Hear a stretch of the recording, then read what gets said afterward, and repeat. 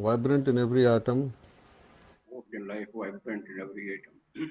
O hidden light, shining in every creature. O hidden light, shining in every creature. O hidden love, embracing all in oneness. O hidden love, embracing all in oneness. May each who feels himself as one with thee He who feels himself as one with thee, know he is also one with every other. know he is also one with every other.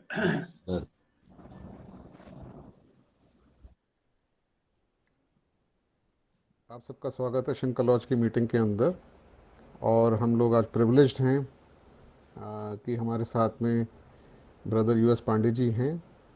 Brother US Pandey ji life member हैं theosophical society के, और ये international speaker हैं theosophy के, national lecturer हैं Indian section के, साथ ही साथ ये प्रेसिडेंट भी हैं यूपी और यूके फेडरेशन के, यूपी और उत्तराखंड फेडरेशन के।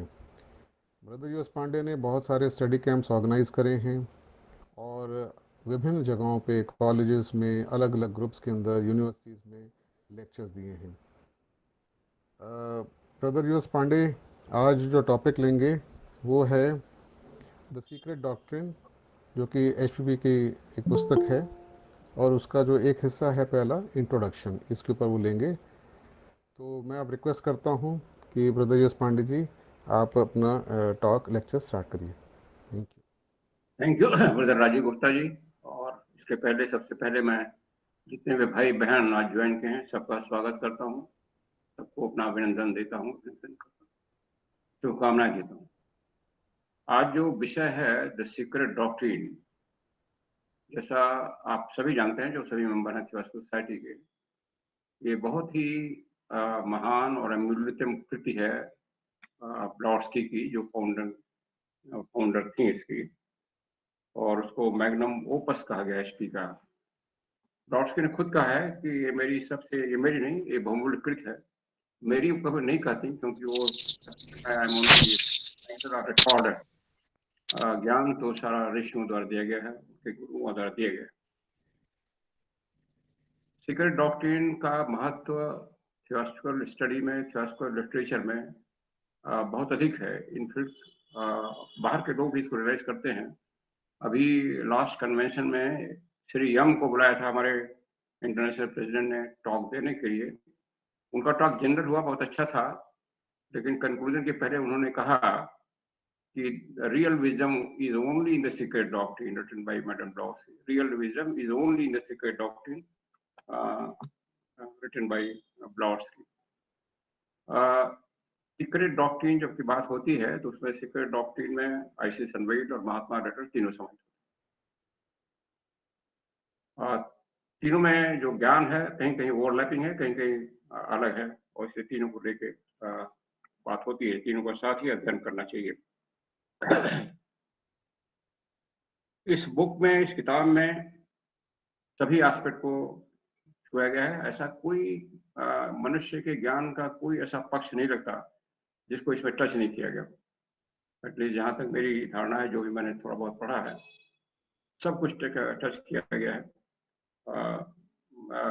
एक एक शिशु के गर्भ में माँ के पढ़ने से लेकर के ब्रह्मांड के बनने तक, और ब्रह्मांड और सोलर सिस्टम और अर्थ और कैसे बनते हैं, मनुष्य कैसे बनता है, जीव जंतु कैसे बनते हैं, देन रिलीजन्स वास्तविक क्या है, अलगैरिथमिक सिंबल क्या है, ये सब चीजें बातें। इवन साइंस का बहुत बड़ा इनका खंड लाया गया है। तो इसीलिए इसको सिंथेसिस ऑफ साइंस, रिलीजन और थियोसॉफी कहा गया। सीक्रेट डॉक्ट्रिन के पहले मैडम ब्लॉट्सकी का जो पुस्तक थी, फर्स्ट पुस्तक आईसी सनवेल्ड 1877 में आ चुकी थी, बट वो केवल राइटर थी। उसको भी जो ज्ञान है उसमें उन महात्माओं ने दिया था। और इनफैक्ट जब वो न्यूयॉर्क में लिखती थी तो सुबह उठती थी तो उन पेजों में करेक्शन किया रहता था। वो महात्मा तो शरीर लाते थे, तिब्बत से करेक्शन किया। जब किताब छप गई तो ये मास्टर्स को लगा कि उसमें जो ज्ञान है वो तो ठीक है, बट उसका डिसऑर्गेनाइज फैशन में है, और उसको एक ऑर्गेनाइज फैशन में लाने के लिए ये हुआ कि उसको फिर से रीराइट किया जाए। पहले उनका प्रयोजन था कि वो रीराइट करके उसको एक व्यवस्थित एक क्रम में लाना जो विषय हैं, लेकिन बाद में शायद उनको लगा कि नहीं, इसमें और भी मैटर जोड़ने की जरूरत है, और इसलिए जो सीक्रेट डॉक्ट्रिन फाइनली आई उसमें आइसिस अनविल का करीब 20%, अबाउट 20% मैटर, बाकी सब नया है, बाकी सब एडिशनल है। और इसमें जो ऑकल्ट साइंस के दृष्टिकोण से सब चीज़ समझाई गई है।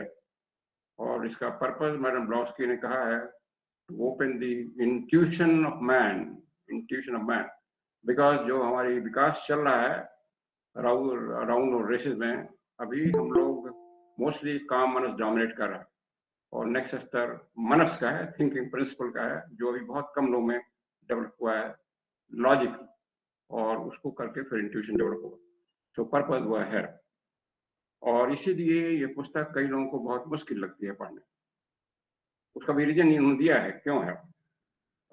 बोरिस डेजेरोफ जो उन्होंने इसको कंपाइल किया, उसमें हिस्टोरिकल इंट्रोडक्शन में लिखते हैं, एक पैरा कोट करते हैं डॉक्टर हुब शिल्डन, जो ब्रॉडस्की के समकालीन थे।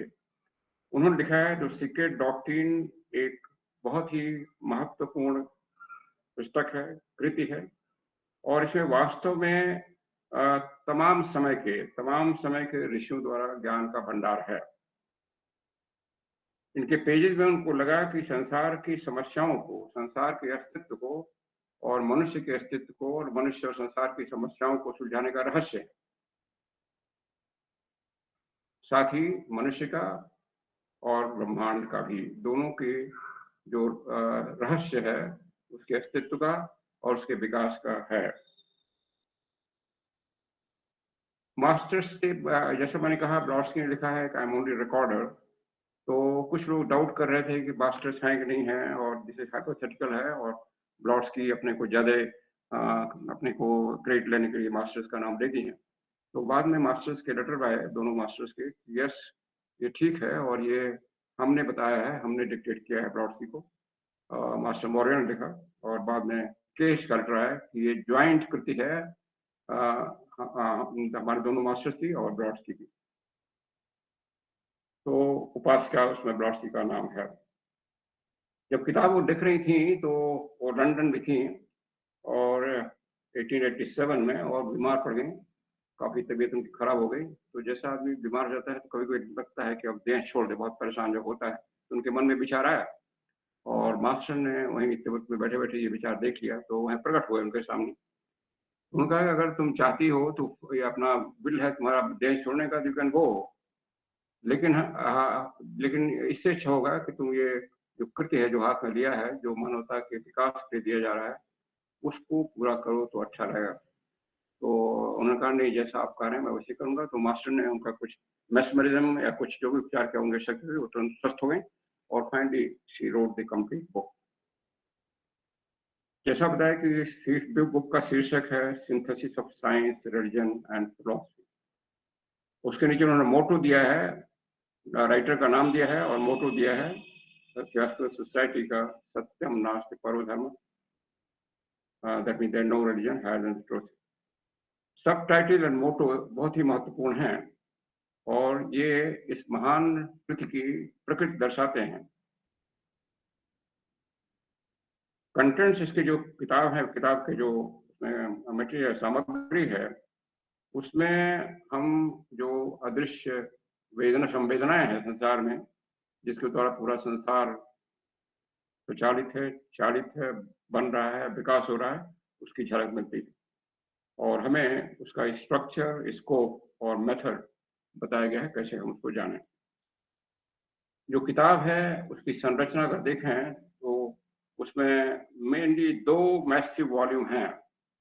एक का टाइटल है कॉस्मोजेनेसिस, दैट मीन ब्रह्मांड का उद्भव और विकास, और दूसरा एंथ्रोपोजेनेसिस, यानी मनुष्य का उद्भव और विकास। और ये तीसरा वॉल्यूम है जिसमें इंडेक्स ऑफ बिब्लियोग्राफी है। इसमें से जो मुख्य दोनों वॉल्यूम हैं, उनके हर एक के 3 खंड हैं। पहले खंड में उन्होंने एक बुक ऑफ जान से कुछ स्टैंजा, कुछ छंद कोट किए हैं। उस किताब का नाम वो क्यूटी बताती हैं, तिब्बती वर्ड है, और वो कहती हैं वो प्री वैदिक लिटरेचर है, उसके कमेंट्री से कुछ दिया उन्होंने। और जो पहले दोनों कृतियों के पहले खंड में उस पुस्तक से, बुक ऑफ जान से छंद लिए गए हैं। कॉस्मोजेनेसिस में 7 छंद हैं, उसके कई श्लोक हैं। और एंथ्रोपोजेनिस 12 छंद हैं, उसमें कई श्लोक हैं। जो दूसरा या बीच वाला खंड है दोनों में, उसमें जो विचार हैं और मिथ हैं और जो मिथिकल स्टोरीज हैं सभी धर्मों में, सभी प्रथाओं में, और मैथोलॉजी जो है, और जो धार्मिक जैसे पुराणों में, बाइबल में, गीता में जो कुछ कहा जा रहा है या जौहर में जो कुछ कहा गया है, उसका सांकेतिक और जो रूपक का एक्सप्लेनेशन दिया गया है। और ये कहा गया है कि इन चीज़ों को समझने के लिए हमें 7 कुंजियों की जरूरत पड़ती है, और पहली कुंजी मानवता को सीक्रेट डॉक्ट्रिन के माध्यम से दी जा रही है। दैट मीन्स उनको समझने के लिए कुछ इंट्यूशन का डेवलपमेंट होना आवश्यक है। जो हमारे पुराण है, बाइबल है, जौहर है, उनकी इनर मीनिंग समझने के लिए, और उसके लिए थोड़ा सा इंट्यूशन एटलीस्ट डेवलप जरूरी है, तभी हम उसको समझ पाएंगे। और उसके लिए उन्होंने फर्स्ट 7 चाबी की जब बात करती हैं, दैट मीन्स हर एक वर्णन के, हर एक नरेशन के 7 स्तर पर उसका मतलब हो सकता है, और एक स्तर पर मतलब समझने के लिए सीक्रेट डॉक्ट्रिन है। और कहती जब आप सीक्रेट डॉक्ट्रिन के माध्यम से उतना की आपके माइंड में डेवलप हो जाएगा, तभी माइंड में कैपेसिटी हो जाएगी, तो बाकी जो कीज हैं वो अपने आप स्वतः आएंगी। और एचपी सीक्रेट डॉक्ट्रिन पढ़ने का ये भी एक खास महत्व है। एचपीवी ने अपने इस बुक को डेडिकेट किया है, समर्पित किया है to all time theosophists, to every country and every race, for they called it forth and for them it was recorded. प्रत्येक जात, प्रत्येक धर्म, प्रत्येक राष्ट्र के सभी सही थियोसॉफिस्टों को ये समर्पित है, क्योंकि उन्होंने ही इसको, इसके लिए आकांक्षा की थी और उन्हीं के लिए रिकॉर्ड को बनाया गया। तो ये जो डेडिकेशन है, जो समर्पण है, ये किताब की एक सार्वभौमिक इसकी व्यवहारिकता दर्शाती है, सार्वभौमिक एप्लीकेबिलिटी है। वो कहती है इसमें जो ज्ञान है वो न हिंदू का है, न बुद्धिस्ट का है, न जोरस्टियन का है, न मुस्लिम का है, न क्रिश्चियन, सबका है। नॉट ओनली इस समय जो रेसेस चल रही हैं, बट फ्यूचर में आगे जो रेसेस कुछ डेवलप होती हैं या कुछ सब रेसेस, सभी के लिए। तो सार्वभौमिक ये ज्ञान है। प्रीफेस और इंट्रोडक्टरी जो है, उसमें जो प्रोएम है वो बहुत ही महत्वपूर्ण है, बहुत ही गंभीर है। और प्रोएम को उसमें सांकेतिक और ग्लिफ द्वारा समझाया गया है, जो उनको वहाँ पुस्तक दिखाई गई थी। पहला पेज उल्टा गया, दूसरा पेज उल्टा गया, उसमें चित्र बने हुए थे। उस चित्र से पूरे ब्रह्मांड का निर्माण वो करती हैं। एक मैग्नेटिज्म है, उसमें एक 3D पिक्चर आती रहती है, जैसे 3D फिल्म होती है, दिखाने आती थी। और इस तरह यूनिवर्स जो स्टेज है वो दिखाए गए हैं सिंबल्स में। वो प्रोएम में तमाम बेसिक कंसेप्ट लाए गए हैं, जो सीक्रेट डॉक्ट्रिन का आधार है, और विश्व और मनुष्य के अस्तित्व और उसके जीवन का आधार। जो इवोल्यूशन के स्टेजेस होते हैं उनको सिंबल्स में बताया गया है। परब्रह्मन और मूल प्रकृति, जो स्पेस है, इटर्नल मदर फादर, स्पेस को ही इटर्नल मदर फादर कहा गया है, पिता माता, माता पिता। 7 जो कॉस्मिकल एलिमेंट्स हैं, 7 जो कॉस्मिक महाभूत हैं, और फंडामेंटल प्रपोजिशन और पोहत इत्यादि का वर्णन संक्षेप में किया गया है। बाद में इसी चीजों को आगे के पेजों में विस्तृत रूप से एक्सप्लेन किया गया है। जो वॉल्यूम 2 है वो एंथ्रोपोजेनेसिस है, और इसमें जो पुस्तक है वो प्रारंभ होती है कुछ प्रारंभिक नोट से, जिसमें 3 न्यू प्रपोजिशन वो लाती हैं। और जो उनका जो वर्णन है, अगर देखा जाए तो वो पारंपरिक धार्मिक शास्त्रों में जो वर्णन है या साइंस जो कह रहा है उसके बारे में, उसके विरोधाभासी है। कई वर्णन सीक्रेट डॉक्ट्रिन में या थियोसॉफिकल लिटरेचर में ऐसे आते हैं जो पारंपरिक धर्मों में जो विश्वास है या जो लिखा गया है और धर्मशास्त्रों में या साइंस जो कह रहा है उसके विरोधाभासी लगते हैं। और उस विरोधाभास का वो कमेंट्री में उन्होंने रीजन भी एक्सप्लेन किया है। तो ये न्यू प्रपोजिशन जो दिए गए हैं, फिर वॉल्यूम जो खत्म होता है, सेकंड वॉल्यूम, वो आता है there no religion had the truth. That means truth को ही समझाने की कोशिश की गई है। फिर ऐड करती हैं कि this book, content of the book are serve not truth but this leads to truth. Truth जो है पढ़ाई से या किसी किताब को पढ़ने से नहीं आता, उसका अनुभव करने से आता है। That is what she means. माने उसमें वेज हैं, अगर हम उस ज्ञान को थोड़ा सा कंटेम्पलेट करें और समाहित करने की कोशिश करें, अंतर्निहित कर हुए, तब हमें उसका जो रियल अनुभव हो पाएगा वो ज्ञान है, ट्रुथ का ज्ञान है, सत्य का ज्ञान है। जो उसको टेबल ऑफ कंटेंट भी बहुत विशद है और बहुत ही आसान होता है अगर किसी खास विषय पर कुछ आप देखना चाहते हैं। इसको बुक ऑफ फ्यूचर भी कहा गया, भविष्य की किताब कही गई। जब ब्लॉट्सकी इसको लिखी है इंट्रोडक्शन में तो लिखी है ये 19th सेंचुरी की है ही नहीं है, ये किताब 1888 में आई थी। ये 20th सेंचुरी में इसको लोग थोड़ा सा समझेंगे, शुरू करेंगे समझना, और वो तब जानेंगे कि इसमें जो लिखा है कल्पना नहीं है, इमेजिनेशन नहीं है, और ये न कोई इन्वेंट किया गया है, न एग्जेजरेशन है। इसमें जो फैक्ट दिए गए हैं यथावत दिए गए हैं, न कोई एग्जेजरेशन, न कोई अलंकार, उसमें कोई जोड़ा नहीं गया है जैसे पारंपरिक वर्णनों में हो जाता है। और इसको कहती है एंटीडेट वेदास है, वेदास से पहले जो वेद का लिटरेचर, हमारे चारों वेद पारंपरिक परंपरा में सभी पुराने माने, सबसे पुराने वेद ही माने जाते हैं, लेकिन ये उससे भी पुरानी है और उससे बहुत ही पुरानी है। कहते हैं कोई इसमें 2-4 हजार साल नहीं कहता, इतनी पुरानी है, उसका कोई आंकलन। और वो आगे ऐड करती हैं कि जितने भी धर्मशास्त्र बने हैं वो इसी के कमेंट्री, जो बुक ऑफ ज्ञान है, इसी कमेंट्री से थोड़ा सा हिस्सा दिया जाता है उन प्रॉफिट, उन अवतारों के माध्यम से मानव रेस को, जो उस समय उचित समझा जाता है उनके विकास के लिए, जब वो अवतार या पैगंबर आते हैं पर्टिकुलर समय में, पर्टिकुलर स्पेस में। और सीक्रेट डॉक्ट्रिन को इसलिए कहा गया text book of 20th century. लेकिन अभी भी 20th सेंचुरी खत्म हो गई, अभी भी सीक्रेट डॉक्ट्रिन में जो ज्ञान है उसको लोग एटलीस्ट एक साइजेबल लोग नहीं समझ पाए हैं और देख नहीं पाए हैं। इवन हमारे थियोस्टिक मेंबर भी अक्सर कहते हैं बहुत कठिन है, उसको देखने की भी शायद फिर टाल देते हैं उसको पढ़ते ही। सो और इसलिए शायद ये कई सेंचुरी के लिए किताब है, जो उनका उद्देश्य था कि एटलीस्ट मेजॉरिटी एक्चुअल से इसको समझ जाए, वो अभी तक हुआ नहीं। जो होलिस्टिक नॉलेज है और विजडम इसमें जो है दोनों वॉल्यूम में, उसमें लेकिन रेस माइंड पर फर्क पड़ा है। एक इंडिविजुअल माइंड होता है, एक रेस माइंड होता है, और इसीलिए रेस माइंड अगर आप देखें तो जो उसमें वननेस, जो फंडामेंटल प्रिंसिपल कहा गया है, उसके बाद जितने कानून बने हैं, चाहे यूनाइटेड नेशंस चार्टर बना हो या सभी देशों के जो कॉन्स्टिट्यूशन में आए हों, इवन भारत का कॉन्स्टिट्यूशन, वो आइडिया लाएगी equal opportunity, equality of all citizen, और एनवायरमेंट प्रोटेक्शन ड्यूटी माना गया इंडियन कॉन्स्टिट्यूशन में। तो ये सब विचार, दैट मीन्स मानवता के जो रेस माइंड है उसको उन्होंने अफेक्ट किया है, और वो भी एक बहुत बड़ा अचीवमेंट है। जो इफेक्ट है ये करंट 21st सेंचुरी में अभी इसको प्रकट हो रहा है। नॉट ओनली हमारे जो लॉ बनाते हैं ह्यूमन द्वारा, बट आर्ट में और कला में और विज्ञान में भी ये चीजें धीरे धीरे आ रही हैं। और इसका जो कॉम्प्रहेंसिव स्टडी है इस विशाल कृति का, उसको जो हम पढ़ते हैं तो हमें एक प्रोत्साहन मिलता है कि उसमें जो ज्ञान है उसको और डीपर पढ़ें और उसको समझें, और इससे जो उद्देश्य है राइटर का या रिकॉर्डर का, उसको हम अपने लिए और मानवता के लिए पूर्ण करने में प्रयत्न करें।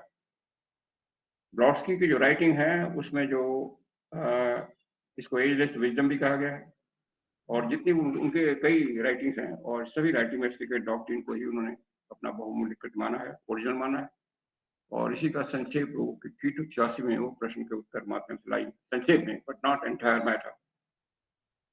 इवन बाद में जो सेकंड जनरेशन के जो थियोसॉफर्स आए, लाइक एनी बेसन, लेडबीटर, जैसे एनी बेसन की एंशिएंट विजडम है, जो लिखती हैं तो लिखती हैं ये केवल इंट्रोडक्शन है सीक्रेट डॉक्ट्रिन के लिए। फाइनली आपको अगर समझना है रियल फिलॉसफी ऑफ थियोसॉफी, तो सीक्रेट डॉक्ट्रिन में जाना पड़ेगा। जैसा कहा कि उन्होंने कहा कि मैं इसकी रचयिता नहीं हूँ, मैं केवल लेखिका हूँ। रचयिता लेखिका में फर्क है। दैट मीन मैटर कोई और दे रहा है, वो केवल राइटिंग कर रहे हैं। और ये शायद ह्यूमन हिस्ट्री में पहली बार हुआ जब एक शिष्य गुरु द्वारा सीधे जो बताया जा रहा है वो लिख रहा है।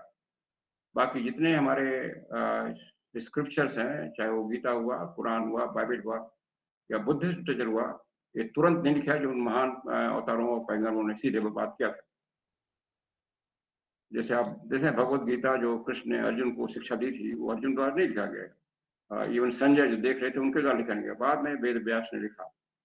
इसी तरह जो बाइबल है जो जीसस बोलते थे, उनके तुरंत शिष्यों ने लिखा, कई सौ साल बाद बाइबल कंपाइल किया गया। बुद्ध का लिटरेचर है, बुद्ध के टाइम में किसी ने लिखा, वो भी करीब 100-200 100-150 साल तक बुद्धिस्ट असेंबली में कंपाइल किया गया, उन्होंने कहा था दशावतार। तो ये, और इसीलिए जब कोई चीज बाद में लिखी जाती है बेस्ड ऑन दी जो डिसीजन कर चुके हैं पहले 100 साल 200 साल, या तो उसमें कुछ न कुछ बदलाव आ जाता है, ये स्वाभाविक है। इवन अभी अगर कोई बात करें ह्यूमन माइंड, एवरेज माइंड, और कल उसके बारे में आप रिपीट करना चाहें तो उतना नहीं आप याद कर पाएंगे, ये ह्यूमन माइंड है। और इसीलिए चूंकि यहाँ डायरेक्टली दिखा गया है तो लगता है कि ये सत्य के ज्यादा नजदीक है। और ये मैडम ब्लॉस्की ये लिखती हैं प्रस्तावना में कि इसमें कोई संशय की चीज नहीं लिखी, कोई इफ एंड बट की बात नहीं लिखी गई, जैसे साइंस कहता है कि अगर ऐसी कंडीशन हो ऐसा होगा। इसमें जो लिखा गया है वो जितना दिया गया है वो बिल्कुल तथ्यात्मक दिया गया है, और सभी चीज नहीं दी, ये भी कहती हैं सभी नहीं दिया गया है। मास्टर ने जो जितना परमिट किया है हमको, उनको जितना दिया गया उसका एक छोटा सा हिस्सा वो दे रही हैं। और इनफैक्ट मास्टर्स खुद कहते हैं कि जो ऑकल्ट साइंस का ज्ञान है वो बहुत विशाल है, बृहद है, और ढका हुआ है। उसका एक मान लीजिए बहुत बड़ी चद्दर से उसका एक छोटा सा कोना वेल पर्दा उठाया गया है, जिसको उन्होंने समझा कि मानवता अगले 200-300 साल में इसको ग्रहण कर पाएगी, और अगर ग्रहण कर लेगी तो आगे और ज्ञान दिया जाएगा।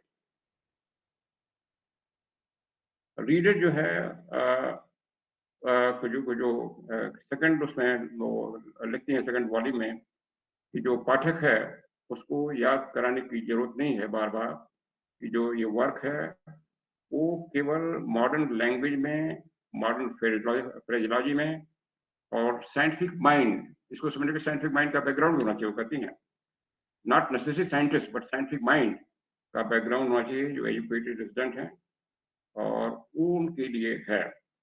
और जो पूर्वाग्रह पूर्व विचारों से ग्रसित नहीं है, अगर है तो उनको साफ कर देना चाहिए। वो लिखती हैं आपके स्लेट पर जो भी लिखा हुआ है उसको पहले साफ कर दीजिए, तब उसका ज्ञान समझ पाएंगे। और जो पारंपरिक अपने धर्मशास्त्रों में या परंपरा में जो हम लोग सीखे हैं, चाहे किसी धर्म के लोग हों, किसी जात के लोग हों, क्योंकि अगर उससे कंपेयर करेंगे तो एकदम माइंड कंफ्यूज जाएगा। इसी करके इसको हटाइए किनारे, उसको किनारे हटा दीजिए, या दूसरी भाषा में कहते स्लेट साफ कर दीजिए, तब प्रकृति के नए वर्णमाला को आप लिख पाएंगे और समझ पाएंगे। नई वर्णमाला का एक जिक्र करते हैं।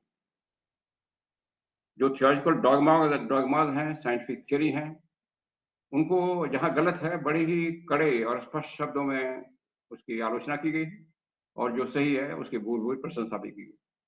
तो कहीं भी उसमें इफ एंड बट की बात नहीं है। जो गलत है वो गलत है, जो सही है वो सही है, बड़े बेबाक शब्द में बताया।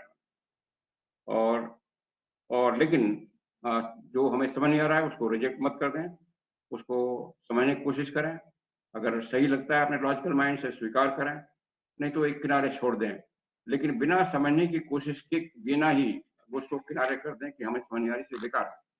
इसमें ऐसे संबेल में वो नारद ऋषि का कोट है, ऐसे संबेल में नारद ऋषि का कथन है कि आप कभी मत ये शब्द बोलिए कि मैं ये नहीं जानता हूं, और इसलिए फॉल्स है, इसलिए झूठा है। एक व्यक्ति को जानने के लिए अध्ययन करना चाहिए, समझने के लिए अध्ययन करना चाहिए, और फिर और उसका निर्णय करने के लिए समझना चाहिए। One must study to know, know to understand, and understand to जज। माने आप अध्ययन करें, समझने की कोशिश करें, तब निर्णय करें कि सही है गलत है। अगेन आप ही जज होंगे, तभी जज उसको करिए। और जो नहीं अभी समझ आता है उसको अभी छोड़ दीजिए, एक हाइपोथेसिस मान लीजिए, एक थ्योरी मान लीजिए। या उन्होंने एक और शब्द लाई है कि अगर आप उतना भी नहीं समझ पाते, फेरी टेल, परियों की कहानी मान लीजिए। पर धीरे धीरे जैसे आप प्रयत्न करेंगे उसके तथ्य आपके माइंड में प्रकाशित होंगे। इस किताब का जो अध्ययन है और जो टीचिंग है, इसमें पर्टिकुलर फैकल्टी और कैपेसिटी मनुष्य का होना चाहिए, अगर नहीं है उसको प्रयत्न करना चाहिए डेवलप करने के लिए। हमें बताया गया है कि इंट्रोडक्टरी में ही प्रत्येक जो पाठक है और वो इसमें जो कथन है उसको जज करेगा अपने बैकग्राउंड नॉलेज से, जिस प्रथा से आया है, जो ज्ञान अपने पुराणों, साहित्य और विज्ञान में उसने किया, उसके कंपेरिजन में वो जज करेगा। जैसे मानव का स्वभाव है कि जब कोई नई चीज हमारे सामने लाती है, नई चीज माने जो चीज अभी तक हमने नहीं देखा है, तो उसको हम जो हमारे माइंड में पहले से उससे हम कंपेयर करना शुरू कर देते हैं। तो कह रहे फिर उसी में कंफ्यूजन हो जाता है ये जो फैक्ट है, और इसलिए माइंड में ये हमेशा बेयर करना चाहिए कि जो पहले वॉल्यूम में जो रेफरेंसेस हैं, उसको हम जब पढ़ें और देखें, तो बाकी सब कुछ पहले जो माइंड के में है, उसको पहले हटा दें।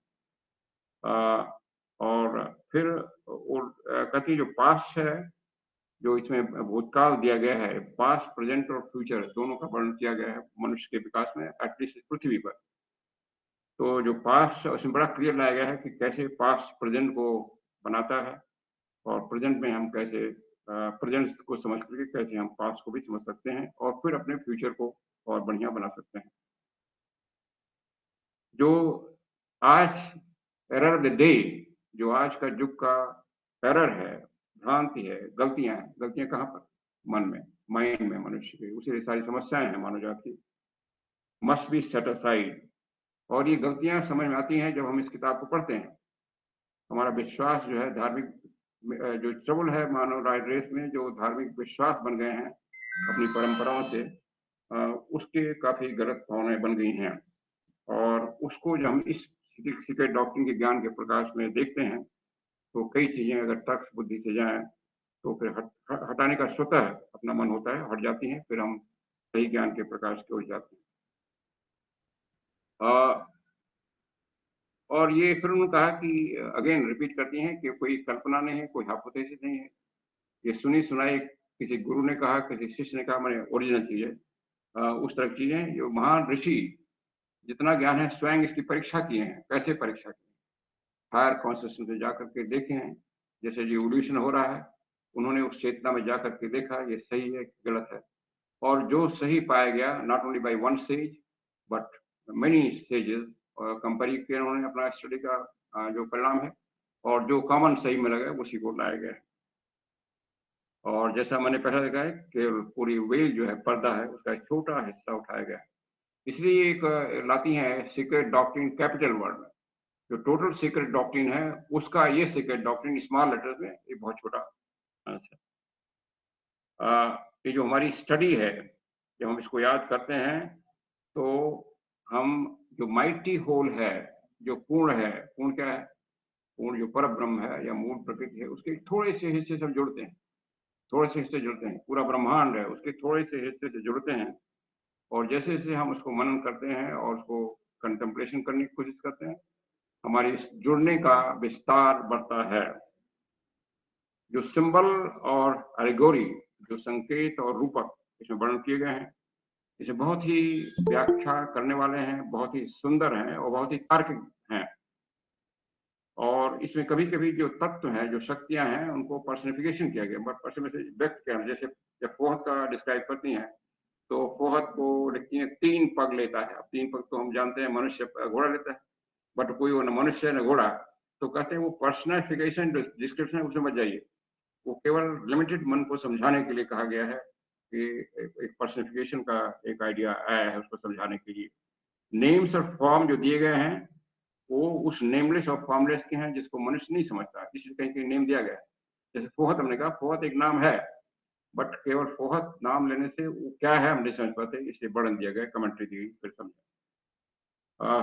कई तरह की उसकी परिभाषा दी गई, क्या है क्या नहीं है। देन टोटलिटी में जब समझने की कोशिश कर देंगे, तब समझ आएगा कि फोहत हमारा जो सभ्यता है इसमें चल रही है, उसके लिए योग्य है विज्ञान सीक्रेट डॉक्ट्रिन का। और ये वो बड़े सीक्रेट डॉक्ट्रिन, पूर्ण सीक्रेट डॉक्ट्रिन, जो अक्षय है, शाश्वत है, सनातन है, कांस्टेंट है और कंसिस्टेंस है, उसका एक छोटा हिस्सा है। किताब जो है समय और स्पेस से रिलेट करती है, हमारी सिविलाइजेशन को रिलेट करती है। जैसे आपने कहा पहले, हमारी जो मानव सभ्यता चल रही है इसमें 5वीं रेस, उसके लिए जितना ज्ञान उन्होंने समझा उतना दिया है। और इसमें जो फैक्ट्स हैं, वो हमें दर्शाते हैं कि हमारी सीमितता क्या है, लिमिटेशंस क्या है। इसमें जो तथ्य दिए गए हैं, अगर हम उसको पढ़ें तो पहले लगे कि हमारा माइंड अभी अधूर है या तमाम तरह के विचारों से भरा हुआ है। इनफैक्ट लास्ट में जब लाती हैं तो करें कचरा, युगों का कचरा भरा हुआ है, तो उसको साफ करने का कार्य शुरू हुआ है। इंडिविजुअल रेशल, लेकिन इसमें एक एक साहसी काम किया गया है। और बिना किसी इस चीज के कि लोग इसकी आलोचना करेंगे लोग इसको कुछ इसके खिलाफ कुछ करेंगे, बिना उसके एक साथ ही काम किया गया है।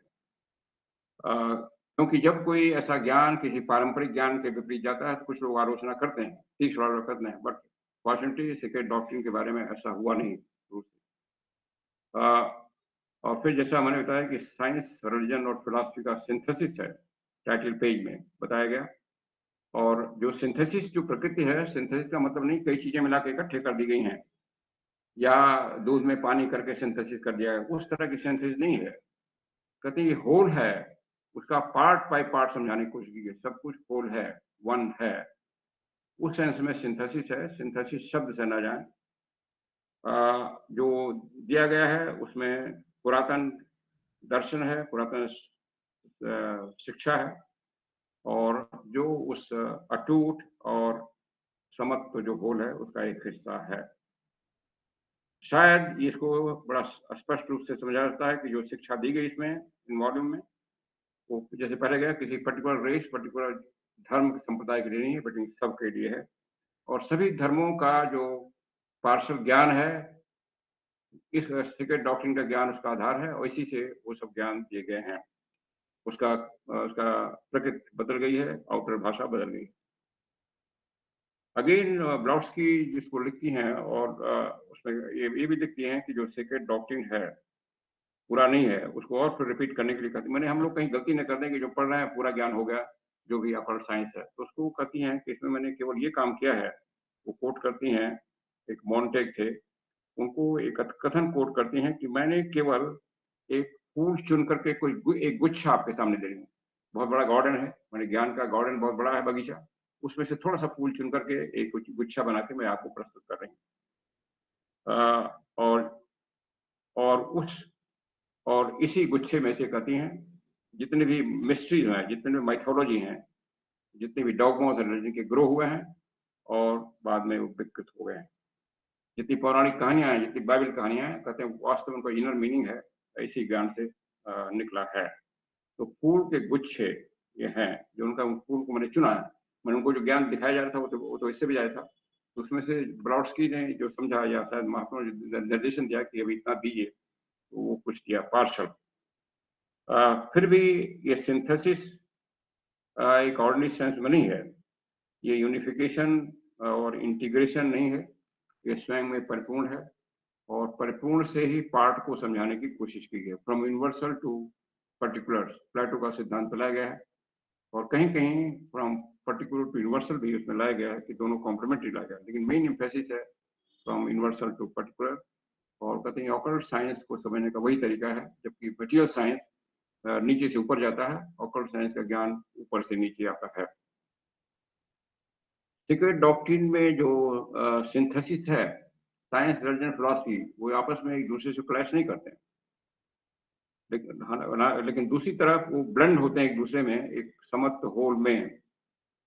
जो साइंस है, जिसमें साइंटिफिक कुछ फैक्ट्स दिए गए हैं और डिस्कवरीज के बारे में मेंशन किया गया है, जैसे डार्विन की डिस्कवरी, क्रूक्स की डिस्कवरी, तमाम चीज़ों, तमाम उस समय के साइंटिस्टों की या उसके पहले के साइंटिस्टों की डिस्कवरी के बारे में वर्णन किया गया है, उसको डिस्कशन किया गया है, और उसको कहाँ गलत है कहाँ सही बताया गया है, और जहाँ सही है उसको जो हमारे धर्मशास्त्र हैं उनके बैकग्राउंड में, और जो दर्शन है उसके बैकग्राउंड में भी समझाने की कोशिश की गई है कि कैसे इंटीग्रेशन है। इसी तरह जब रिलीजन का डिस्क्रिप्शन होता है अलग अलग रिलीजन का, जैसे सबसे दो पुरातन रिलीजन पृथ्वी पर मानती हैं, जो हमारा वैदिक रिलीजन है और चार्डियन रिलीजन, उसमें कैसे समता है और वो कैसे साइंटिफिक है।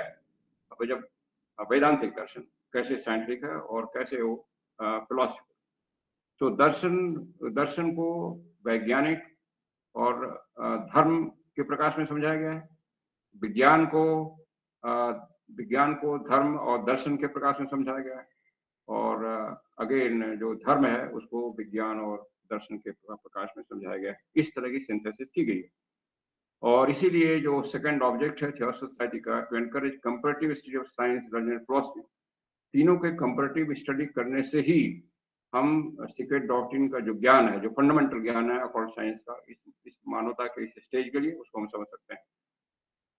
ये जो सिंथेसिस है, इसको जैसा मैंने बताया कि डिटेल्स को एक साथ लाने के मेथड से नहीं लाया गया है, और parts do not lead to whole, लेकिन फंडामेंटल चीजें पहले बताई गई हैं। जैसे पूरे मिलाते हैं फंडामेंटल वननेस, वो कहती हैं बाकी जो बर्डन है, डिवीजन है, सात प्लेन, सात मैटर, और ये चीजें जो चीजें हैं, वो केवल लिमिटेड मनुष्य के माइंड को समझाने के लिए, क्योंकि वननेस सीधे वो माइंड ग्रास नहीं कर पाता, लिमिटेड माइंड। लेकिन वो सब चीजें पढ़ें तो, लेकिन माइंड के पीछे हमेशा रखें सब कुछ वन है, उसको कभी अलग नहीं किया जाता। जैसे हमारे मनुष्य के साथ वो शरीर है, वो जब तक हम जीवन है पृथ्वी पर अलग अलग नहीं कर सकते। टेम्पररी अलग होता है, सोने में वो भी पार्शली होता है और फिर आके जुड़ जाता है। तो ये सिंथेसिस है, इसको उस तरह का ना समझा जाए जैसे ऑर्डिनरी जो कंसेप्ट है सिंथेसिस का। यूनिटी फंडामेंटल लॉ है, वननेस फंडामेंटल लॉ है। सीक्रेट डॉक्ट्रिन में एनालॉजी, जो कंपैरिजन और संबद्धता, करस्पॉन्डेंस लाए गए हैं। जो एनालॉजी नेचर का गाइडिंग लॉ है, जो हर्मेस का फेमस सिद्धांत है, एज अबव सो बिलो, उसको एक्सप्लेन किया गया वो क्या है और कैसे ये सीक्रेट डॉक्ट्रिन का ज्ञान उस थियरी में, उस हाइपोथेसिस के प्रकाश में सही है, एज अबव सो बिलो। जो एनालॉजी का लॉ है सीक्रेट डॉक्ट्रिन में, उसके बारे में वो बताते हैं, जो मैनिफेस्टेशन ऊपर से होता है उसमें सारे तत्व आ जाते हैं जो ऊपर में हैं, और इसीलिए हर एक चीज स्वयं में पूर्ण है, कोई अपूर्ण नहीं एसेंस में। चाहे वो बालू का कण हो, उसमें भी कहती है 7 प्रिंसिपल हैं, 7 तत्व हैं, मनुष्य है, देवता है, हाईएस्ट देवता जो फर्स्ट फंडामेंटल पूर्ण है, छोटे से कीड़ा लेकर के, कीड़ा मकोड़ा या जीवाश्म, इन्फोरिशियम नाम देती हैं, से बड़े स्टार, बड़े से बड़े सूर्य तक, या बड़े से और छोटे से कीड़े से लेकर के बड़े से बड़े देवता तक, एक मिनरल पार्टिकल से बड़े स्टार तक, सब पूर्ण एकत्व है, वन होलनेस है, वननेस है। सो ये एनालॉजी, और इसीलिए उस होल में जो कुछ है उसका एसेंस प्रत्येक यूनिट में है, और इसीलिए थियोसॉफी और सीक्रेट डॉक्ट्रिन कहती है प्रत्येक जो इसका हिस्सा है, छोटे से छोटा हिस्सा भी, उसको पूर्ण होने की क्षमता है, पूर्ण होने की कैपेसिटी है, और लेटेंट है, लेकिन लेटेंट है और अलग अलग स्तरों पर प्रकट हो रही है। लेकिन ये बहुत बड़ा होप देती है हमें, आप में, सब में, इवन हमसे जो नीचे हैं प्राणी, जो जीवनियां हैं, उनमें भी उस पूर्ण को तक पहुंचने की क्षमता है, केवल प्रकट होने की क्षमता है, लेकिन अंतर्निहित है। फिर एक रेलिवेंट कोटेशन बड़ा अच्छा है, from gods to man, from worlds to atom, from star to rush light, from the sun to the vital heat of the weeniest organ being, the world of form and existence is an immense chain whose link are all connected। कहते हैं हालांकि oneness है, लेकिन manifestation जब होता है तो जो अपरेंट ये सब चीजें अलग दिखाई पड़ रही हैं, जो फॉर्म और नेम की, वो तब भी सेपरेटेड नहीं है, they are connected with chain, unbreakable chain connected हैं। चाहे हाईएस्ट गॉड हो, या छोटे से छोटा कीड़ा मकोड़ा हो, या पार्टिकल, छोटा पार्टिकल हो डस्ट का, या सूर्य हो, सब एक इलेक्ट्रोमैग्नेटिक वेव से कनेक्टेड हैं, एक वेब में कनेक्टेड हैं, और वो कभी नहीं अलग होता, कभी नहीं टूटता। जो लॉ ऑफ एनालॉजी है वो संसार की समस्याओं को समझने का एक की हो सकती है, इसको हम कैसे समझें कि हमें खुद देखना पड़ेगा। और ये चेन है, इसी से सारा ज्ञान अगर अध्ययन करें तो समझ में आएगा कि कैसे हमारे रिलेशंस हैं प्रत्येक से, नॉट ओनली अपने फैमिली में, दूसरों से, दूसरे राष्ट्रों से, पूरी प्रकृति से, कैसे हमें ठीक करना चाहिए, क्योंकि चेन होल है। यहाँ रिलेशंस खराब हो जाएंगे, वहाँ चेन में कुछ तनाव आ जाएगा, और चेन सुगमता से जो प्रोग्रेस होना चाहिए वो नहीं हो पाएगी। जो लॉ ऑफ एनालॉजी और करस्पॉन्डेंस है, वो जो हर्मेटिक का एक्सियम है, सिद्धांत है, उसके अनुरूप है, और उसमें कहीं कहीं डिडक्शन लाया जाता है, दैट मीन्स नीचे से ऊपर या ऊपर से नीचे भी एक्सप्लेन किया जाता है। और इसीलिए इसमें जो विधा है एनालॉजी और करस्पॉन्डेंस की, उसमें साथ ही साथ एस्ट्रोनॉमी और एम्ब्रोलॉजी, एस्ट्रोनॉमी स्पेस साइंस और एम्ब्रोलॉजी, भ्रूण कैसे डेवलप होता है एक मानव स्त्री के गर्भ में और हिरण्य गर्भ में, दोनों साथ साथ स्टडी किए जाते हैं। एटम्स एंड सोलर सिस्टम एक आइडेंटिकल प्रोसेस से मूव करते हैं, जैसे एटम में इलेक्ट्रॉन प्रोटॉन के चारों तरफ घूमते हैं, सोलर सिस्टम में प्लैनेट सूरज के चारों तरफ घूमते हैं, आइडेंटिकल प्रोसेस है। Human body and cosmos are closely knit, जो मनुष्य का शरीर है और ब्रह्मांड क्लोजली निट है, बहुत ही अंतर संबद्ध है, अंतर्बद्ध है।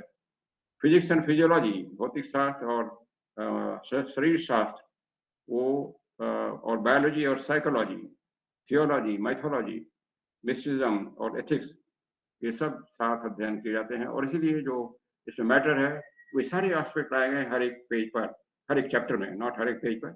और इसीलिए कभी कभी ये माइंड को जब आदमी प्रारंभिक पढ़ना करता है वो शायद कहता है बहुत मुश्किल है, वो कंफ्यूज होने लगता है।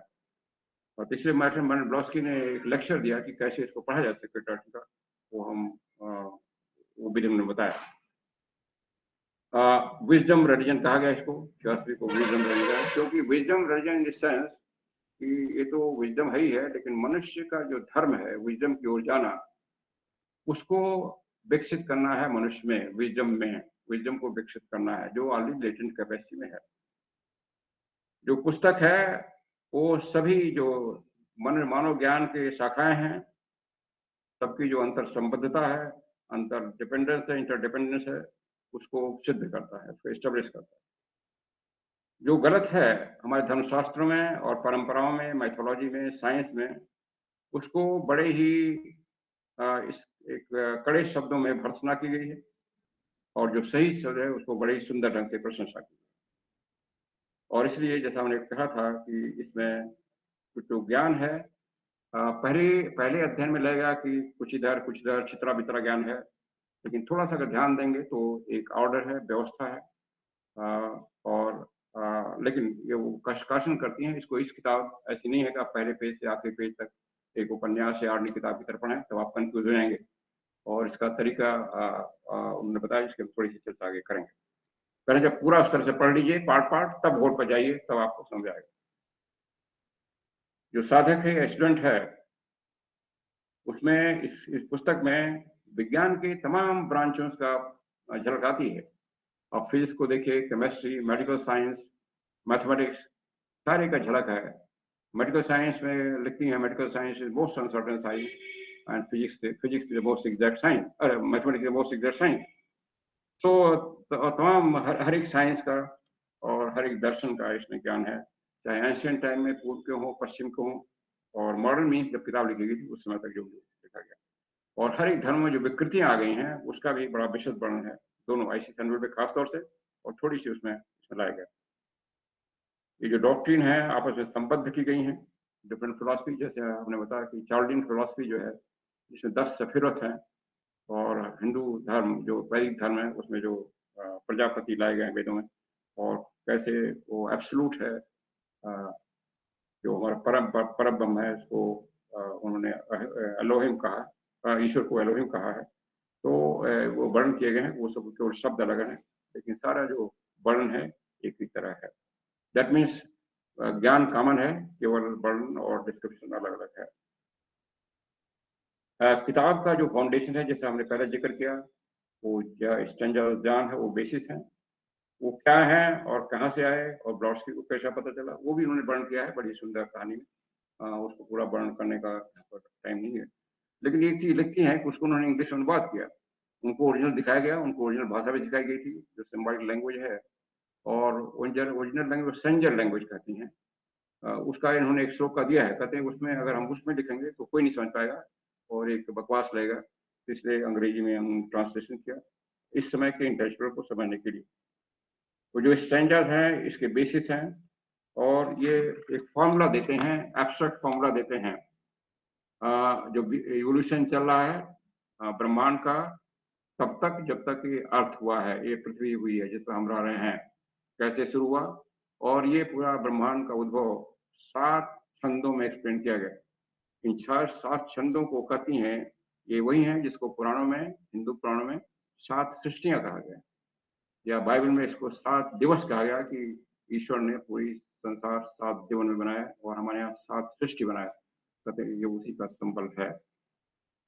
ये जो छंद हैं, श्लोक हैं, सूत्र हैं, और ये अमूर्त हैं, अलजेब्रिक हैं, माने सूत्र में हैं, उनका जो संकेत है और जो चिन्ह है उसके सबके स्पेशल हैं, और कभी पढ़ने में स्ट्रेंज, विचित्र लगते हैं, लेकिन थोड़ी कमेंट्री पढ़ें और और इसका कमेंट्री तो खुद सीक्रेट डॉक्ट्रिन में है। दूसरी प्रेम आशीष ने बहुत अच्छी कमेंट्री किया है, और वो भी बहुत अच्छी है, उसको भी साथ रखें तो वो ज़्यादा अच्छा लगेगा। अभी मैं जो ग्वालियर में प्रोग्राम लेने जा रहा हूँ, उसमें लूँगा, दोनों को बेसिस बनाऊँगा अपने अध्ययन के लिए। और फिर ब्रॉडसी कहती हैं कि हमें हमारी इंट्यूशन और हायर फैकल्टी के ऊपर छोड़ना चाहिए कि रीडर कितना ग्रास्प कर सकता है। आप कोशिश करिए, जितना डेवलप आपका इंट्यूशन होगा, उसके अनुसार आप उसको पकड़ पाएँगे, उसको समझ पाएँगे, और इस प्रोसेस में आपका इंट्यूशन डेवलप होता जाएगा, और जैसे ही जितना डेवलप अधिक होगा, उतना ही आप इसके अर्थ को, इसके मतलब को, इसके तथ्यों को अधिक समझ पाएँगे, पकड़ पाएँगे। ये जो हमारे जो श्लोक हैं, छंद हैं, ये हमारी इनर फैकल्टी को अपील करते हैं। ये उस तरह नहीं है जैसे पुराणों में बड़ी आकर्षक रूप से कहानी बताई गई है, जो आउटर मन को प्रभावित करती है, भावनाओं को प्रभावित करती है। किसी देवता का वर्णन, किसी कहानी का वर्णन या बाइबल में वो आउटर मन के लिए बनाई गई है, लोअर मन के लिए बनाई गई है। यहाँ पर ये हायर मन के लिए बनाई गई है।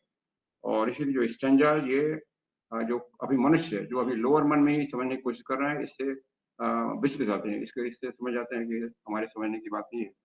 जैसे हमने बताया, कई हमारे मेंबर्स भी समझते हैं, बहुत मुश्किल है, और इसको अभी टच करने की जरूरत नहीं है। लेकिन ऐसा नहीं है, अगर प्रयत्न करें तो समझ में आ जाता है। द डीपर लेयर जो ह्यूमन माइंड है, उसको मेन पर्पज है कि सीक्रेट डॉक्ट्रिन के अध्ययन का, कि जो मनुष्य के माइंड का डीपर लेयर है, यानी जिसको हम हायर मन कहते हैं, उसको एक्टिवेट करना। क्योंकि उसको एक्टिवेट करने के बिना हमारा इंट्यूशन नहीं डेवलप होगा, बुद्धि नहीं डेवलप होगी। और इसीलिए जब ब्रॉडस्की से किसी ने पूछा कि आप इतनी कठिन भाषा, जटिल भाषा क्यों लिखती हैं, जो समझ में नहीं आया, तो उन्होंने बड़ा एक सुंदर सा जवाब दिया कि जटिल भाषा होने से आपका मन को स्ट्रगल करना पड़ता है, और स्ट्रगल में सीखना पड़ता है। अगर आसान भाषा तो आप संघर्ष नहीं होगा, कुछ सीखेंगे नहीं। उन्होंने एग्जाम्पल दिया, जैसे आपकी बाहों का मांसपेशियों को मजबूत करने के लिए आपको वजन उठाना पड़ेगा, एक विरोधी फोर्स लगाना पड़ेगा, और कसरत करनी पड़ेगी, तभी बाह के मांसपेशियां मजबूत होंगी। इसलिए माइंड को मजबूत करने के लिए, उसका विस्तार करने के लिए, उसको गहरा करने के लिए इन जो ज्ञान है, उसमें उससे संघर्ष करना पड़ेगा। शुरू में नहीं लगेगा, लेकिन कई ऐसे शब्द आएंगे जिसको आपको मतलब नहीं पता है, आप डिक्शनरी रखिए, और कि वो जो है ग्लॉसरी लिखिए। फिर भी एक आध शब्द ऐसे आते हैं जो इसका अर्थ आपको कहीं नहीं मिलेगा, अभी छोड़ दीजिए, धीरे धीरे जैसे इंट्यूशन होगा, आपको मतलब अपने आप समझ आ जाएगा। जो आइडियाज इसमें बताए गए हैं, पूरे जो दिखाई गई हैं, उसमें मिस्टेक, जो पर्सपेक्शन और पर्सनालिटीज का जो क्या है, कहते हैं उसको सत्य मत मानने। जैसे मैंने फोहत का जिक्र किया, या मूल प्रकृति का कहा कि वो सो रही है पर ब्रह्मन के गोद में। अब कोई ऐसा व्यक्ति नहीं है जो किसी व्यक्ति के गोद में सो रहा है, तो उसको इस तरह से मत मान लें। तो केवल मनुष्य को समझाने के लिए वो सब बताया गया है, सब कुछ एक है।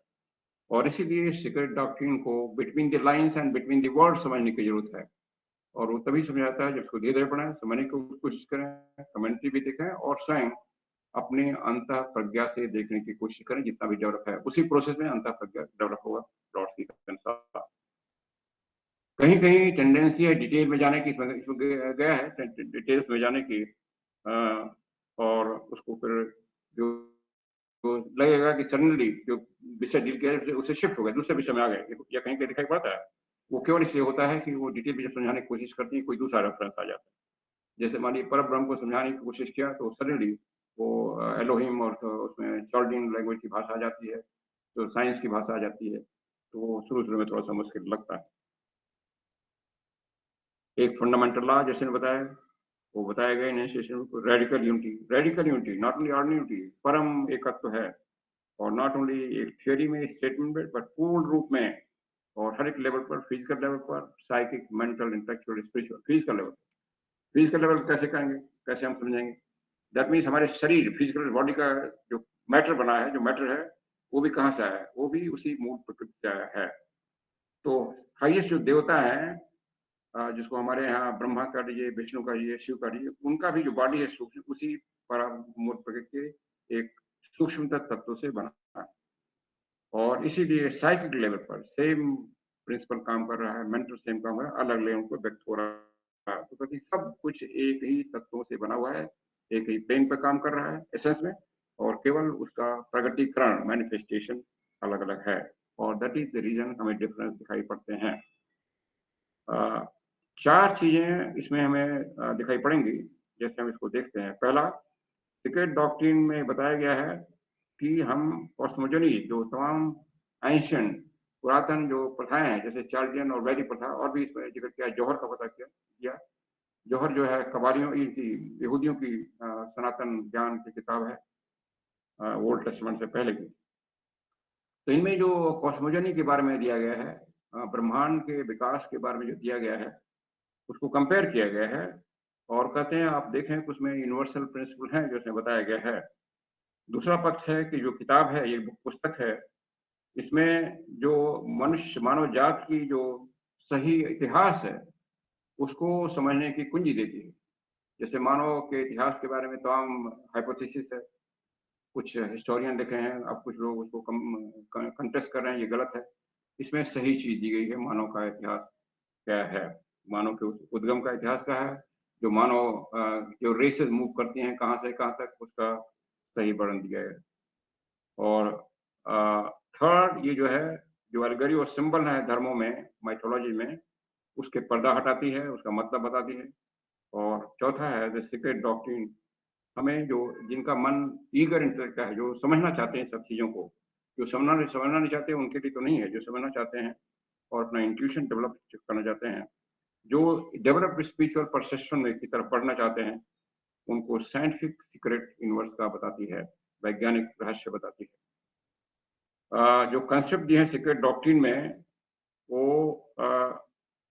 उसके बारे में उन्होंने लिखा है कि एक बार यदि पाठक ने इसको स्पष्ट समझ लिया और रियलाइज़ कर लिया उसके प्रकाश में, अपने जो पारंपरिक ज्ञान है उसको हटा करके, तब उसके जीवन की, नॉट ओनली उसके जीवन की, पूरी मानवता की, पूरी सृष्टि का जो जीवन चल रहा है, उसका रहस्य उसको समझ में आ जाएगा। और फिर उसके लिए ये कहने का कोई जस्टिफिकेशन नहीं रहेगा, वो सत्य नहीं समझता है, क्योंकि जो सत्य है उसके सामने एविडेंट हो जाता है, प्रकाशित हो जाता है, स्वर्ग उसके सामने उतर आता है। ये आशा देता है कि जो विज़डम और इनसाइट इसमें दी गई है और इसके डीपर अध्ययन से प्राप्त होगी, इसमें जो कंसेप्ट दिए गए हैं, ये स्टूडेंट में, साधक में जीवन की समस्याओं को और उनके समाधान के तरीकों को सही से समझने में मदद करेंगे।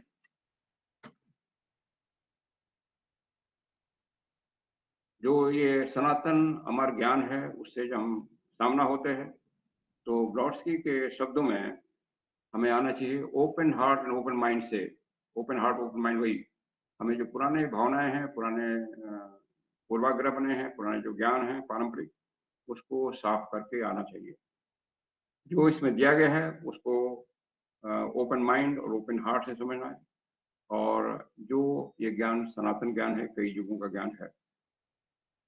फिर वो कहती हैं, एक बड़ा सुंदर वाक्य देती हैं, follow not me, not my path but the path I show which leads to master. माने मुझे आप मत फॉलो करिए, जैसे पारंपरिक धर्म है कि जो ऐसा कर देता है उसकी हम पूजा करने लगते हैं, उसी को सब समझ लेते हैं, जैसे उनका था मुझे आप फॉलो मत करिए, मेरे व्यक्तित्व को फॉलो मत करिए, और ना मेरे पाथ को, हर एक का पाथ अलग होता है, मैंने कैसे साधना की है उस पर मत जाइए, उसको समझिए, लेकिन जो पाथ मैं दिखा रही हूँ उसको समझिए, और उसमें वही आपके मास्टर पर ले जाएगा, मास्टर की ओर ले जाएगा, जो जीवन का लक्ष्य है, परफेक्शन की ओर। जो फैक्ट दिए गए सीक्रेट डॉक्ट्रिन में, वो कहती हैं उसके ज्ञान से, उसकी समझ से मनुष्य सत्य की ओर अग्रसर होता है, बढ़ता है, और तब मनुष्य को पता चलता है there no religion had to, फिर सारे धार्मिक विश्वासों को त्याग देता है और सत्य की ओर बढ़ता है। जो भगवान कृष्ण गीता में अंत में कहते हैं, सारे धर्मों को त्याग दो, मेरी शरण में आओ, ये उसी के कम शीट में। फिर वो सारे अपने धार्मिक परंपरा विश्वासों को त्यागता है और फिर इस ज्ञान की शरण में जाता है जो कृष्ण का है रूपक में, और फिर वो अपने जीवन की और संसार की जीवन समस्याओं को समझने लगता है। ये जो सीक्रेट डॉक्टर में बहुत ही एक महत्वपूर्ण और बहुत ही इम्प्रेसिव स्टेटमेंट आता है, उसमें है कि अंग्रेजी में है, उसके बाद मैं थोड़ा हिंदी में एक्सप्लेन कर दूंगा। Standing on open plain on a mountain summit specially and on gazing to the vast world above and special infinitude around, the whole atmosphere seems blaze with them, the air soaked through with these dazzling consciousness or consecration। कहते हैं ज्ञान हम पढ़ते हैं तो लगता है कि हम एक खुले मैदान में खड़े हैं, एक पर्वत के शिखर पर खड़े हैं, खास तौर से मैंने उच्च ज्ञान पहुंच गए हैं, और जो अनंत स्पेस हमारे चारों तरफ, नीचे ऊपर चारों तरफ, उसकी तरफ हम देख रहे हैं। और जो हमारा जो अनंतता है, स्वयं अपनी अनंतता की झलक हमें मिल रही है। पूरा एटमॉस्फेयर जो है एकदम जैसे ज्वालामुखी ज्वाला में प्रकाश, बहुत तेज प्रकाश से प्रकाशित हो रहा है, और जो हवा है, जो एयर है, उसमें बड़ी चमक दमक है। दैट मीन्स हवा और अग्नि क्या है, जो रूपक है। हवा मीन्स जो हमारा माइंड है, लोअर माइंड और हायर माइंड, वो प्रकाशित हो जाते हैं, और फिर हमें एक वो अनुभव होता है जो इन थोड़ा सा अलंकारिक शब्दों में ये बताती है। कभी कभी at times the intensity of their motion produces flashes like the northern lights during the aurora borealis। उत्तरी ध्रुव पर एक प्रकाश होता है सूरज का, जब वो निकलने को होता है, बहुत सुंदर प्रकाश होता है, जिसको ऑरोरा बोरिस कहते हैं। सडनली वो अपीयर होता है और बहुत ही सुंदर होता है। कभी कभी मन में ऐसे प्रकाश की एक तरंग उठती है जो पूरे शरीर को, पूरे मानसिक शरीर को प्रकाशित और आनंदित कर देती है। कहते हैं वो the sight is so marvelous that as the seer gazes into this inner world and feels the scintillating points shoot past them, he is filled with awe at the thought of the other, still greater mysterious that lie beyond and within the radiant ocean। और जैसे जैसे जो student है, इसको अनुभव होता है, आश्चर्यजनक अनुभव, वो समझता है कि जो उसकी अभी उसके माइंड में प्रकाशित हो रहा है, उससे आगे एक महान प्रकाश का समुद्र है, महासमुद्र है, जिसमें चमकीले किरणें उठ रही हैं, और उसको भी देख पा रहा है। दैट मीन्स जो महान ज्ञान है, उसकी भी झलक उसको आ रही है। इन्होंने प्रोलॉग में लिखा है कि जो ये मैटर दिया जा रहा है वॉल्यूम 2 के अंत में, कि जो हमें काम दिया गया था, जो मास्टर ने बताया था प्रपोज टास्क, उसको राइटर को बड़े ही असाधारण तरीकों से करना था। असाधारण तरीके में जैसे उनको ज्ञान दिया गया, एक सेमी कॉन्शियस स्टेज में उसको लिखना है, कंपेयर करना है, एक असाधारण तरीका था। स्थान बदलना पड़ा, कभी मोस्टली इंग्लैंड में लिखा गया, कभी जर्मनी में शुरू हुआ, तो इस तरह से, और फिर बीमार पड़ गई, बड़े असाधारण स्थिति में बना। हर एक वॉल्यूम में जो 3 पार्ट दिए गए हैं, और इसमें पहले में ही वो जो फ्रेगमेंट्री हिस्ट्री है कॉस्मोलॉजी की और मनुष्य के विकास का प्रयोग किया गया है। लेकिन ये जो कहें, ये जो 2 वॉल्यूम दे रहे हैं, ये केवल प्रोलॉग है, एक भूमिका है केवल। किस लिए? कि मनुष्य के माइंड को, मनुष्य कहते हैं इंडिविजुअल मनुष्य के, मानवता के माइंड को कहें, ये तैयारी करने के लिए कि आगे और दिया जाएगा। लेकिन हमारा जो ये व्याख्या है वो कंप्लीट नहीं है, किसी तरह से कंप्लीट न समझें, न ही इसमें सब पूरा दिया जा रहा है जो कुछ हमें बताया गया है, या केवल इसमें जो ज्ञान दिया गया है, जो 7 कुंजियां हैं विश्व ज्ञान को समझने की, उसमें से 3 या 4 चाबियां लगाई गई, 3 या 4 स्तर का दिया गया है, फाइनली ऊपर नहीं दिया गया है, और ये भी केवल अंशतः दिया गया है। इसलिए जो कार्य है बहुत ही विशाल है, एक आदमी को करने के लिए, एक व्यक्ति को करने के लिए, क्योंकि खाली यही अकेले कर रहे थे, करने बहुत बड़ा काम था एक व्यक्ति को करने के लिए, और उससे भी ज्यादा उसको पूरा करने के लिए। हमारा मेन कंसर्न था, केवल ये था कि मिट्टी तैयार की जाए, सॉयल, खेत तैयार की जाए। किस लिए? खेत का कौन सा खेत? माइंड का सॉयल, ह्यूमैनिटी की जो माइंड है, उसकी जो सॉयल है, उसको इस योग्य किया जाए कि और ज्ञान लेने के लिए उसको योग्य बनाए, उसमें वो क्षमता है। तो हम कहते हैं हमारा उद्देश्य था केवल मिट्टी को पूरा तैयार करने के लिए, और हमें विश्वास है कि मैंने ये किया है। ये जो 2 वॉल्यूम हैं, एक इसमें जो काम है, एक पायनियर का, एक अग्रदूत का काम है, और जिसने अपने को उस जो वर्जिन फॉरेस्ट है, जो अकल्ट का वर्जिन फॉरेस्ट माने, उसमें बहुत लोग अभी प्रवेश नहीं कर पाए, ज्ञान नहीं आए। अकल्ट नॉलेज जो वर्जिन फॉरेस्ट है, उसमें वो एक तरह से जबरदस्ती घुसा है, और उसका कुछ झलक लेकर के आपके सामने ला रहा है। जबरदस्ती माने बहुत ही प्रयत्न करना पड़ा उनको। A commencement has been made to fell and uproot the deadly past trees of superstitions, prejudice, and conceited ignorance, so that these 2 volumes should then form a student in fitting prelude to the volume 3 and 4। ये भी बड़ा महत्वपूर्ण statement आती हैं नीचे summary में कि एक एक एक कमेंसमेंट किया गया है, एक जो शुरुआत की गई है, इसकी शुरुआत जो तमाम घातक पेड़ हैं, विष वृक्ष हैं, कौन से विष वृक्ष? अंधविश्वास के, पूर्वाग्रह के और जो हमारा छलावा अज्ञानता है, उसको ढहाने के लिए, उसको अप्रूट जड़ से उखाड़ने के लिए ये प्रयत्न किया गया है। और ये जो 2 वॉल्यूम हैं, उसके लिए तैयारी है।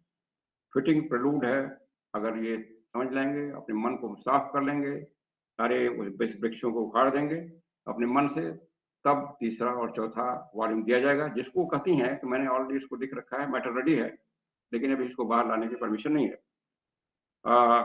क्योंकि वो तभी दिया जाए, समझ सकते हैं मनुष्य जब इसको, इन दोनों को समझ लें और इसके अनुसार उसके मन की दशा चेंज है, नॉट ओनली लिटरली समझ लें, लेकिन मन का जो गुणवत्ता है वो परिवर्तित हो जाए।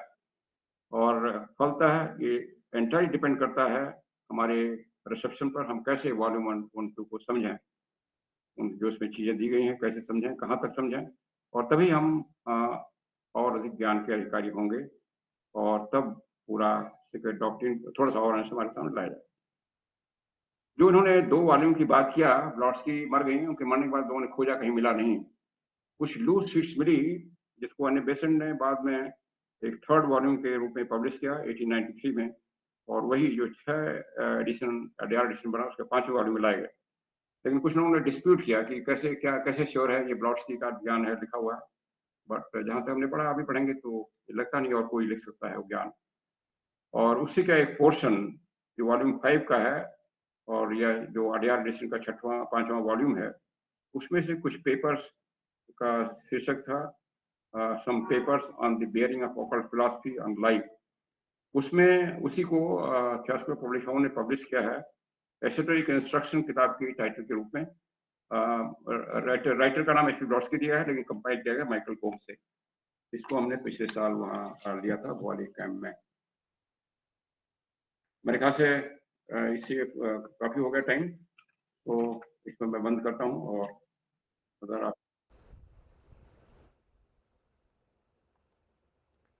बहुत बहुत धन्यवाद, बहुत बहुत धन्यवाद। अब मैं निवेदन करूंगा, जो हमारे मेंबर्स हैं उनमें से कोई प्रश्न करना चाहें या कुछ और ऐड करना चाहें तो they are most welcome.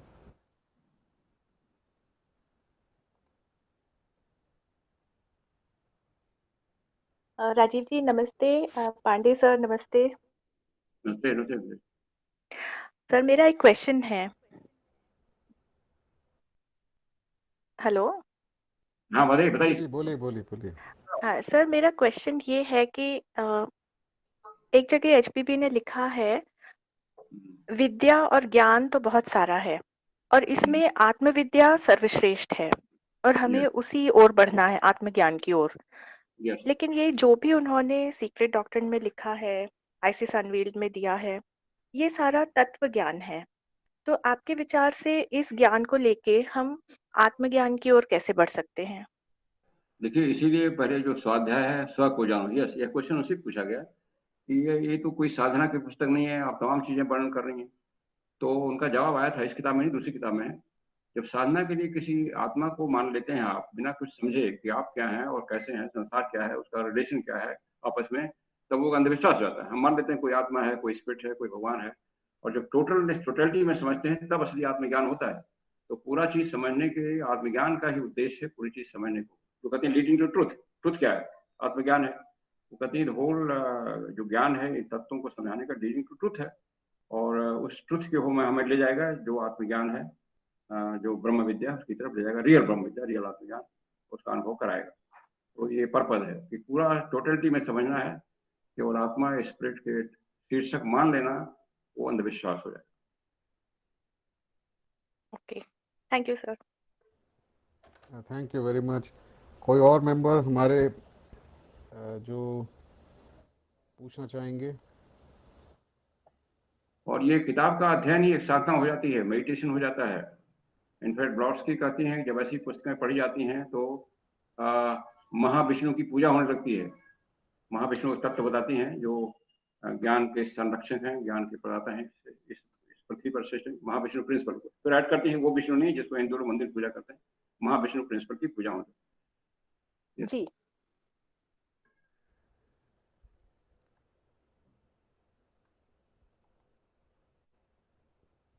Introduction में एक इंटरेस्टिंग फैक्ट दिया है एचपीवी ने, जी वो ये है कि जो सत्यात नास्ति परमो धर्म जो हमारा है, देयर इज़ नो रिलीजन और लॉ हायर देन ट्रूथ, हम्म, ये महाराजा जो थे बनारस के जो महाराज थे उनका मोटो था, उसको अडॉप्ट करा थियोसॉफिकल सोसाइटी ने।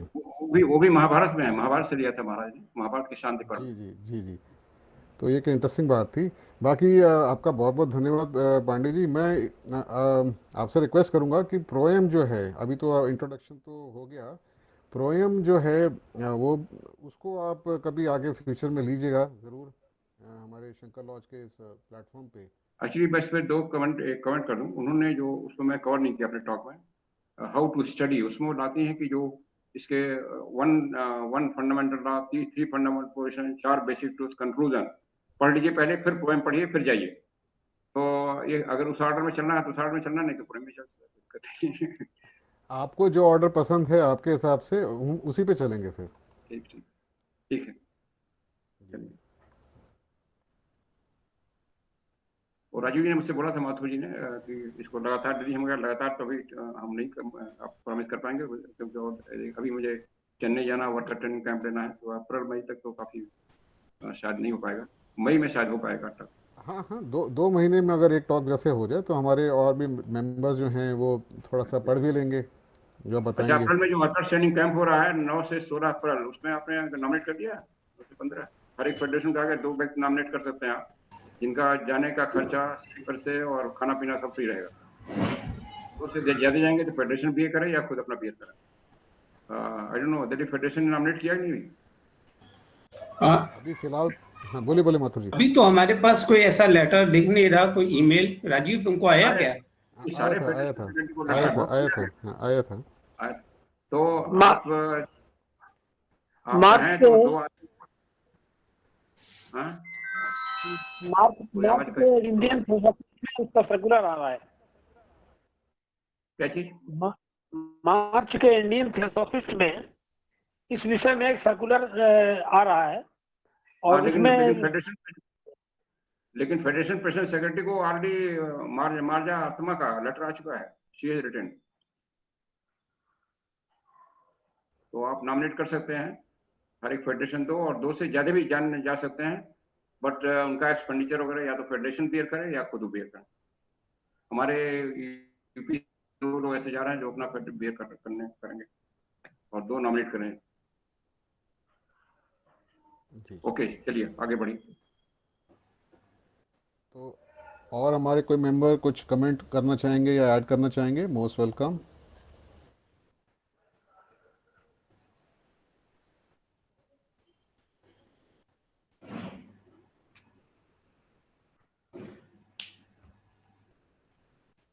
चलिए, और बाकी तो शांति है मेरे ख्याल से,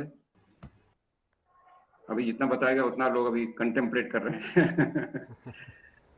जी बिल्कुल बिल्कुल। तो हम अपनी अब ये दिल्ली फेडरेशन की मीटिंग को अब एंड करते हैं यूनिवर्सल प्रेयर के साथ में। O hidden life vibrant in every atom, O hidden light shining in every creature, O hidden love embracing all in oneness, Oh, hidden love, embrace. all in oneness. may each who feels himself as one with thee May each who feels himself as one with thee know he is also one with every other. Oh, is know also he is one. also one with every other. Thank you very much for attending the meeting. you. Thank you to all. Thank you to Pandit ji. बहुत बहुत धन्यवाद। नमस्कार।